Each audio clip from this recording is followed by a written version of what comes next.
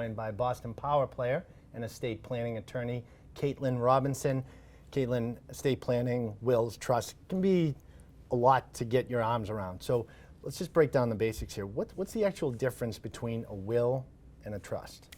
It's a great question, Chris. There's a lot of different types of trust that you can have in place. So I think it's important for people to know that up front. You could do trust planning for Medicaid planning to qualify for nursing home care. You could do special needs planning if you're providing for a loved one with any disabilities. You could do a trust that's going to shelter your estate from estate taxes. So there's a lot of different reasons you do a trust. The main reason you have a trust and the main difference between a will is a will determines who your beneficiaries are, but it doesn't determine how and when they get the money. That's really where the trust comes into play. Think of a trust like a gift with a string attached. It's saying, here, I'd like to leave you something, but I'd also like to tell you when and how you get the money. A lot of people put a trust into place if they want to provide asset protection, say, for their children. So a young couple has minor kids and they want to make sure that the money's protected from any potential creditor, such as a divorcing spouse, from a potential drinking problem, a gambling issue, a financial creditor. So by doing a certain type of trust where we can provide for asset protection for those beneficiaries, it really gives the parents peace of mind knowing that they can still provide for their kids even when they're gone and making sure that they're protected.